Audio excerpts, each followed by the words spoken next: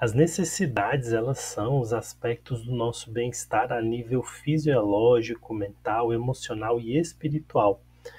Dando alguns exemplos para ficar mais claro, alimento, descanso, segurança, amor, liberdade, diversão, pertencimento, propósito, enfim, várias coisas. Então, tudo isso nos informa onde precisamos focar a nossa atenção para manter a vida e cuidar do nosso bem-estar. Então, nós carregamos a gama inteira de necessidades dentro de nós, mas nem sempre nós percebemos sua existência. Elas sempre aparecem aí na medida que precisamos cuidar de um aspecto ou de outro do nosso bem-estar.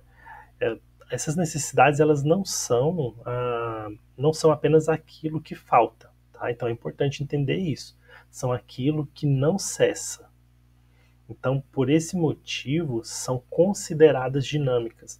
O nível de satisfação de cada uma delas vai variar aí ao longo do tempo e, obviamente, também conforme o contexto.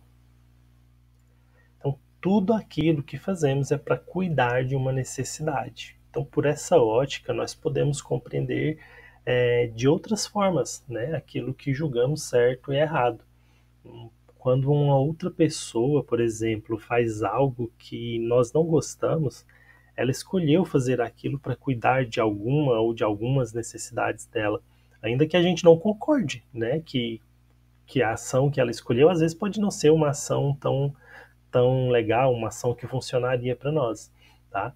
Então, o que nos lembra também que o quê? Que tudo que fazemos é para cuidar também de uma necessidade nossa. Então é importante a gente entender isso.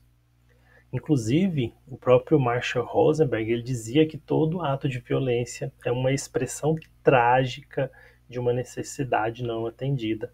Então, essa frase dele, né, nos convida a olhar para além do ato que rotulamos como violento e buscar entender qual a necessidade não atendida está ali por trás. Isso não significa, né, começar a relativizar as situações e aceitar tudo, né, porque no final das contas fulano estava é, tentando, né, atender a uma necessidade dele. Não, não é isso, tá? A questão central aqui é a gente compreender a raiz. A raiz é o quê? A necessidade. E não necessariamente concordar com o que foi feito, que é aquela ação errada, né? Diga-se de passagem.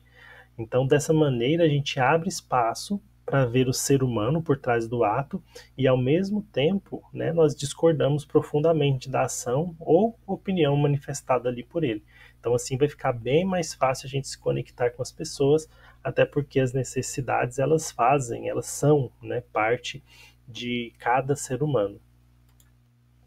E agora entendendo, né, que as necessidades, né, são parte de cada ser humano, temos aí a possibilidade de nos conectarmos a partir delas.